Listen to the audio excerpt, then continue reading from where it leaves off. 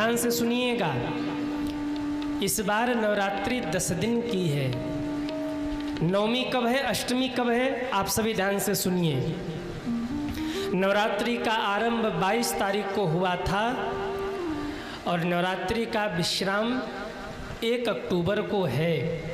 पूरा 10 दिन का समय मिल रहा है। 22 को प्रथमा, 23 को द्वितीया, तृतीया 24 को। और ये जो तृतीया तिथि इस बार आई ना, ये तृतीया तिथि 2 दिन थी, 24 और 25। ध्यान से सुनिएगा। तृतीया तिथि 24 और 25 को थी।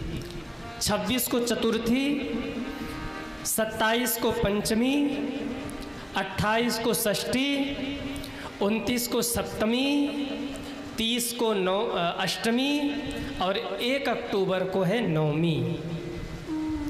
बात समझ में आ रही है? 24 और 25 2 दिन तृतीया लगी थी, इसलिए जो आपका अष्टमी है वो 30 तारीख को है और जो आपके लिए नवमी है वो 1 तारीख को है। तो सभी इस बात को समझ लीजिए, अष्टमी 30 तारीख को है और नवमी 1 अक्टूबर को है। अब प्रश्न ये है कि हवन किस दिन करें? अष्टमी को करना है कि नवमी को करना है? जो लोग हवन करते हैं नवरात्रियों में, ध्यान से सुनिए, हवन आप दोनों दिन ही कर सकते हैं।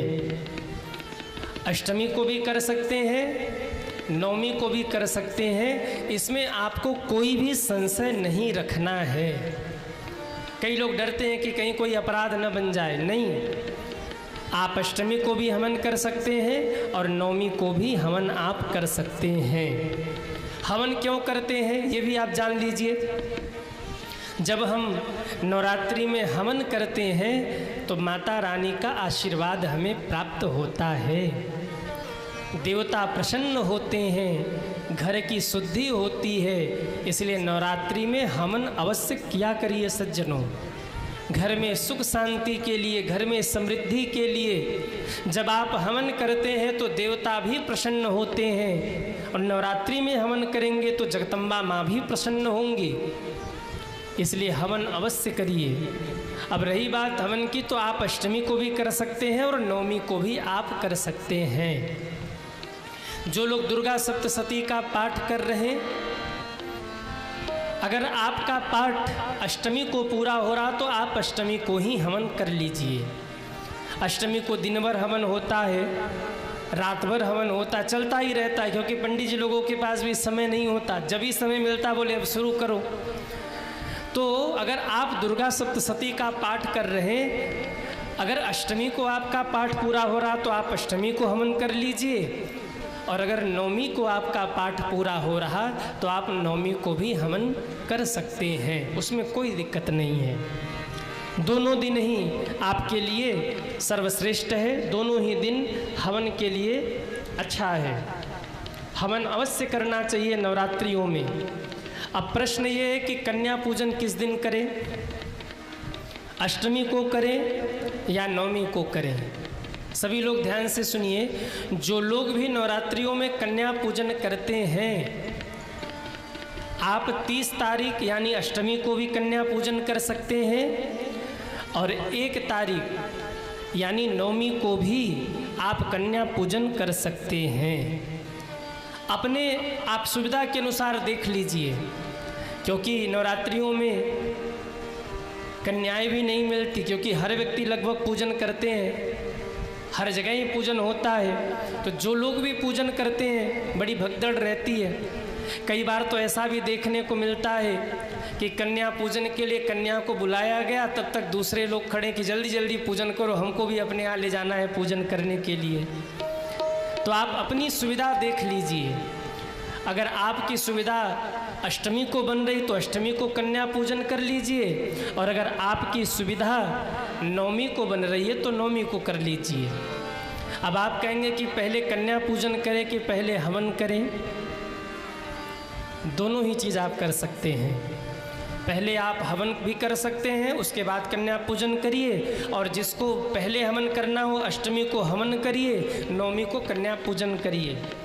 और जिसको पहले कन्या पूजन करना है, अष्टमी को कन्या पूजन करके नवमी को हवन करिए।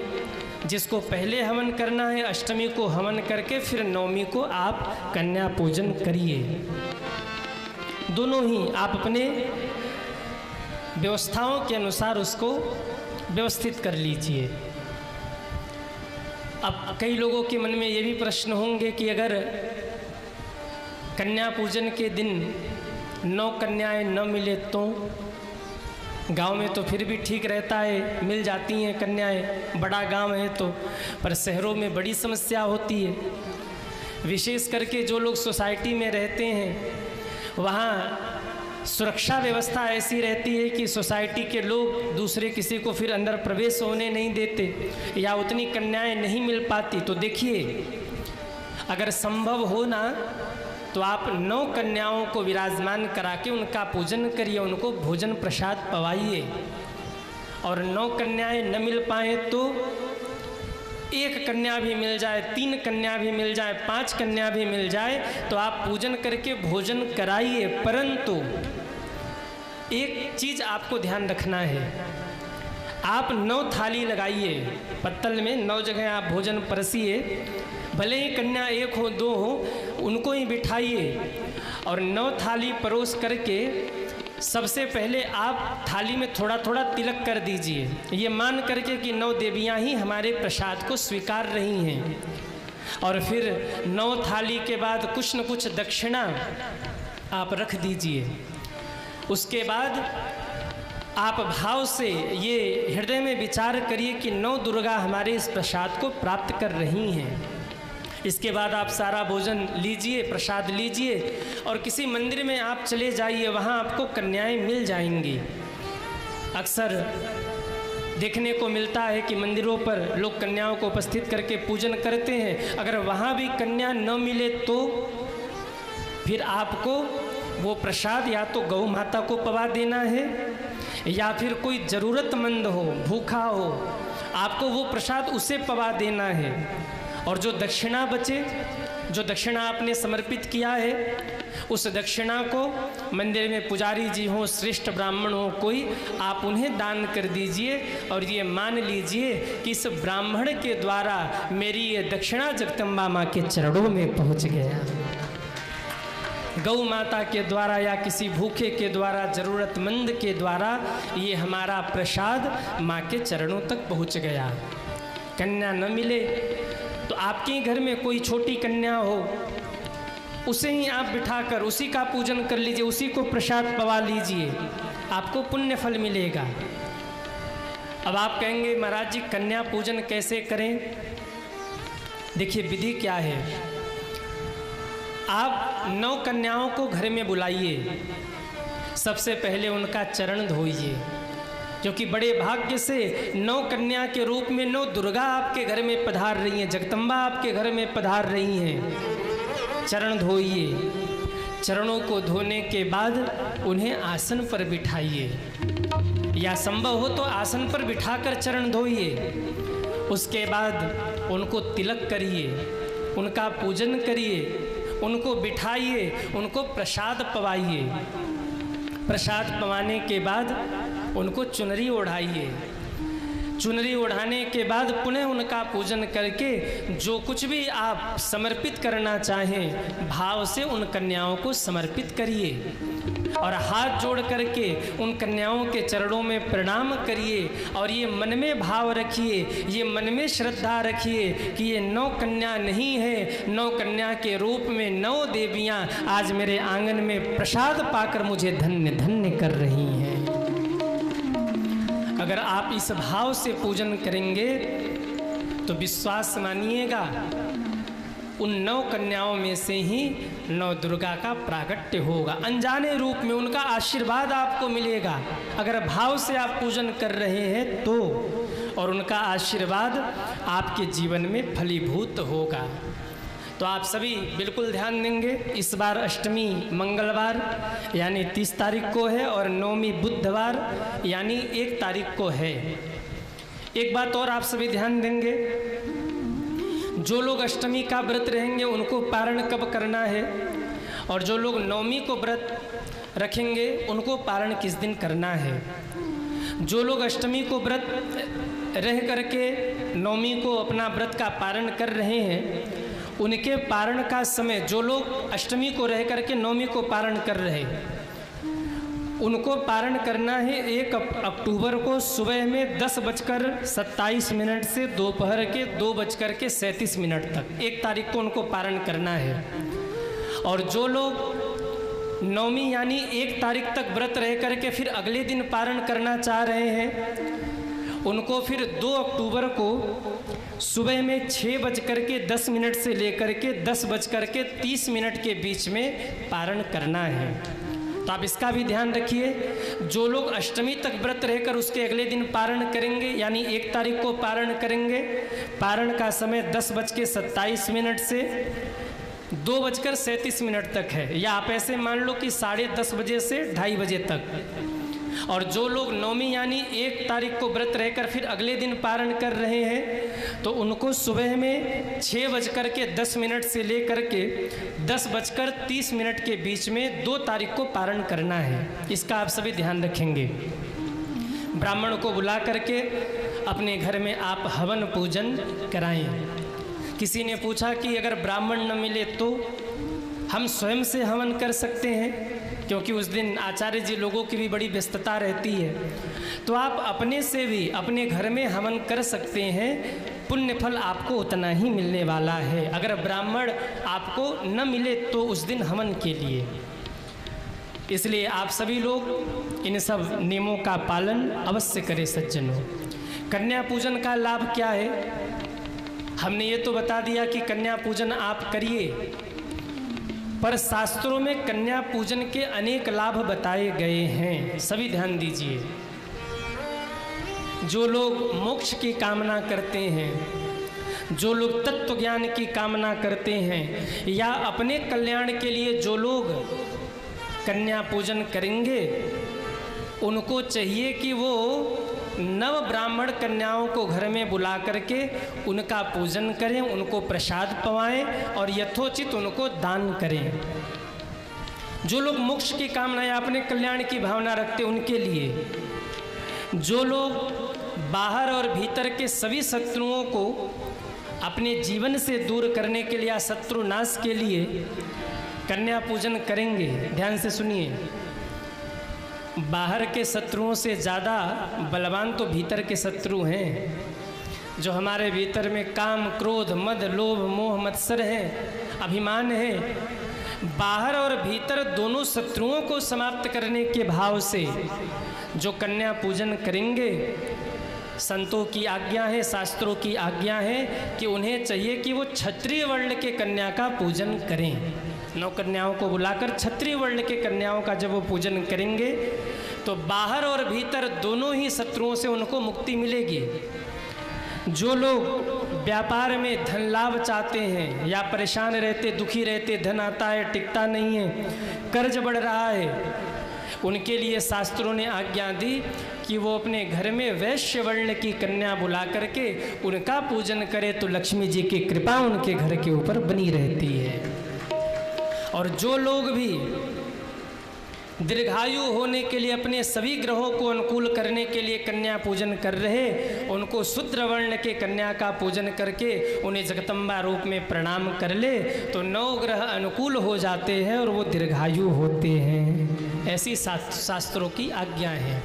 आपका जैसा भी विधान बन पाए आप कन्या पूजन अवश्य करें। साथ ही में जो आप घर में अपने अखंड दीप जला रहे हैं, उस दिए का क्या करना है? आप में से कोई ऐसा है जिसने घर में अखंड दिया जलाया हो नवरात्रि में? तो हाथ उठाएं। वाह, कई लोग हैं। बिहार की भूमि भक्तों से भरी पड़ी है। हाँ, यहाँ एक से एक बढ़ कर के भक्त हैं। तो जो लोग भी 9 दिनों तक अखंड दिया जला रहे हैं, उन लोगों को उस दिया का करना क्या है? कई बार लोग करते क्या है कि 9 दिन अखंड दीपक जलाने के बाद अंत में उसे हम फेंक देते हैं। पर देखिए, 9 दिनों तक जो आपने अपने घर में अखंड दिया जलाया है, वो साधारण नहीं है। जैसे देवी माँ का पूजन होता है, ऐसे ही उस दीपक का भी पूजन होता है। दीपक दिखाकर दीपक को प्रणाम किया जाता है, तो वो भी पूजनीय है। और 9 दिन तक उस दिए में सकारात्मक ऊर्जा माँ की कृपा वास कर रही है। आपको उसे फेंकना नहीं है। 9 दिन अखंड दिया जलने के बाद जो बाती बच जाए, उस बाती को आप लीजिए, 4 कपूर लीजिए, 4 टोटका नहीं बता रहे हैं आपको, ये मत सोचना कि गुरुजी टोटका बता रहे हैं।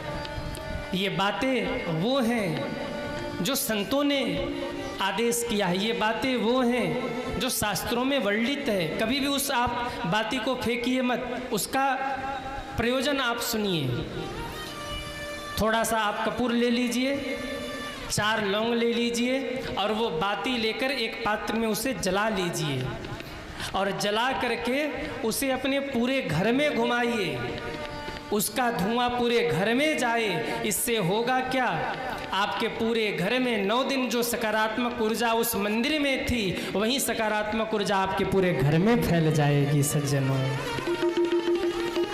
उसे जलाइए और जब वो जल जाए, राख बचे, तो उस राख को आपको सुरक्षित रख लेना है। जब आपका बेटा परीक्षा देने जाए ना, तो थोड़ी सी राख उसके माथे पर लगा दीजिए, वो माँ का आशीर्वाद है। भाई लोग, आप लोग कभी बिजनेस करने जाइए, कोई अच्छा कार्य करने जाइए, तो थोड़ा सा उसे लेकर तिलक कर लीजिए। ये काम साधक लोग करते हैं। साधक लोग जब अपने इष्ट की आराधना करते हैं ना, तो दिए के ऊपर एक ढक्कन लगा देते हैं ताकि उसमें उसकी राख एकत्रित हो जाए। और जब वो साधना से उठते हैं तो अपने इष्ट का आशीर्वाद अपने माथे पर लगा करके तब वो आगे बढ़ते हैं। कई बार दीपावली पर भी आपने देखा होगा, माताएं दीपावली की रात्रि को एक मुख्य दिए के ऊपर एक ढक्कन लगा देती हैं, मिट्टी का ढक्कन, जिसमें काजल एकत्रित हो जाए और अगले दिन उसी का टीका और आँखों में लगा करके अपने सारे दुख दर्द दोषों को दूर किया जाता है। तो वो जो दिया है 9 दिनों तक आपने घर में जलाया, उसे फेंकिए मत। आप उसकी राख को रख लीजिए। कोई भी अच्छा कार्य करने जाइए तो आप अपने माथे पर लगा करके जाइए। ये मानिए कि वो जगदम्बा माँ की कृपा है जो आपके साथ साथ चल रहा है। सज्जनों, बोलिए अम्बे मैया की जय। और एक चीज़ तो आप गाते ही रहिए, मन भूल मत जइयो माता रानी के